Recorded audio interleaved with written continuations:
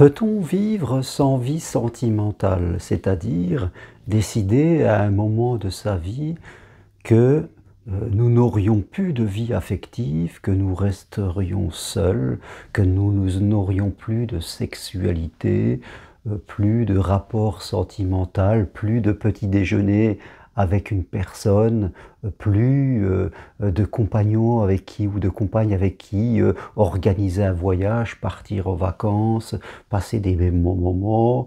Peut-on décider à un moment que plus jamais on tiendra la main d'une personne, plus jamais nous ne goûterons les lèvres d'un individu ou d'une femme, nous ne sentirions plus de notre corps collé à un autre corps? Renoncer à ça est quelque chose de vraiment pas facile et qui va ouvrir dans notre vie, je dirais, un vide, et on ne sait pas vraiment qu'est-ce qui pourra combler ce vide, parce que ça sera un vide sidéral, quelque chose d'énorme dans notre cœur et notre âme. Ça sera vraiment poignarder, enfermer tout ce qui peut nous faire exister. Donc, s'il nous est, en tout cas ceux qui sont capables de faire cela, eh bien, ils vont devoir compenser énormément. Mais la plupart des gens ne sont pas capables d'avoir cet immense renoncement. Donc, si on ne peut pas faire ce renoncement, il va falloir apprendre à aimer. Il va falloir aller de l'autre côté et ne pas nous situer entre les deux. C'est-à-dire, je ne peux pas faire ce renoncement et en même temps, je ne peux pas aller dans l'amour parce que j'ai peur de l'amour. J'ai peur de l'engagement. Et faites compte, quelque part, on va se retrouver dans un no man's land où on va y aller sans y aller, on va mettre une main et pas l'autre, mettre un pied et pas l'autre, mettre une moitié de cœur, une moitié d'âme.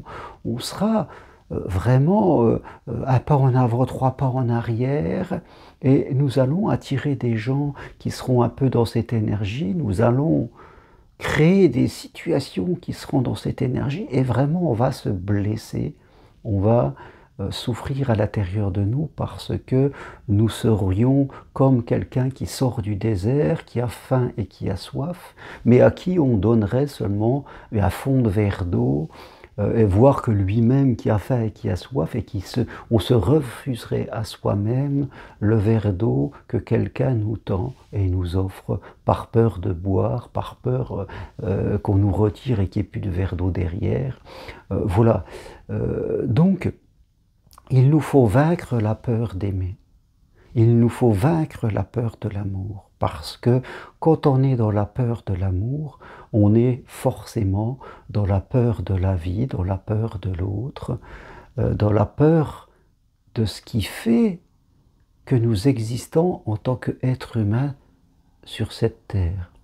Et on ne peut pas accepter. Vous ne devez pas accepter d'avoir peur de l'amour. C'est vraiment quelque chose que vous devez refuser en vous. Parce que vous savez que ça va vous détruire, ça va vous mettre dans un brouillard énorme, et vous ne pourrez jamais, par la vie matérielle, par l'hyperactivité, combler ce vide. Si d'un côté vous n'êtes pas capable, pour vous ce n'est pas possible de vivre sans un minimum d'affection, eh bien vous devez vous engager sur l'autre voie. Vous voyez, il n'y a pas de chemin au milieu. Méfiez-vous de vous-même, méfiez-vous du diable en vous, comme dirait la Bible. Le diable, ce sont vos pensées, ce sont vos habitudes, ce sont vos croyances, ce sont vos interprétations. C'est la peur. Méfiez-vous de la peur, affrontez-la, ne la laissez pas vous dominer, apprenez, menez un combat contre cette peur, décidez de la dépasser, d'aller voir au-delà. Ce n'est qu'un simple mur de pierre, ce n'est qu'un simple branchage. Rappelez-vous, pour qu'un arbre grandisse, il faut souvent l'élaguer, des choses qui l'empêchent d'évoluer. L'arbre qui refuse d'abandonner les vieilles branches sera un arbre alourdi qui ne pourra pas monter vers le ciel là où il doit aller. Donc il faut l'élaguer. Et l'arbre souvent s'élague lui-même. Eh bien vous aussi vous devez vous élaguer.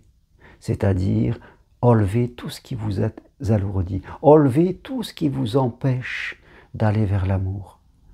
Vous devez apprendre.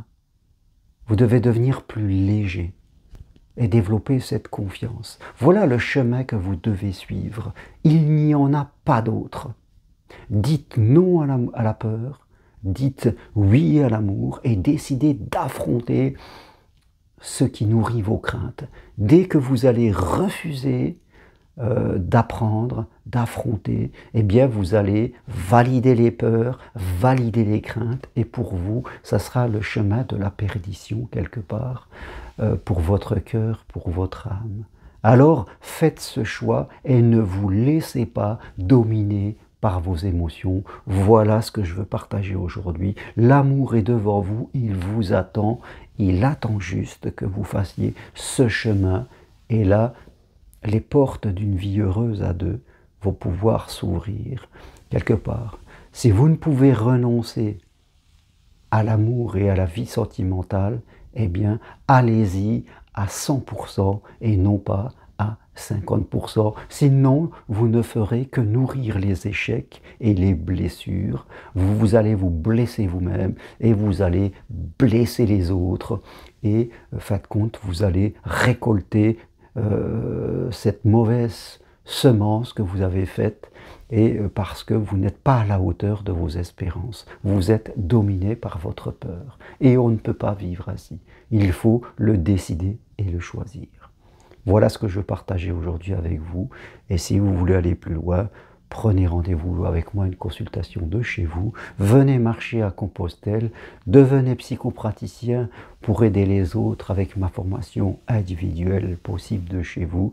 Voilà, ne vous abandonnez pas, n'abandonnez pas votre âme, n'abandonnez pas votre cœur. Soyez plus ambitieux.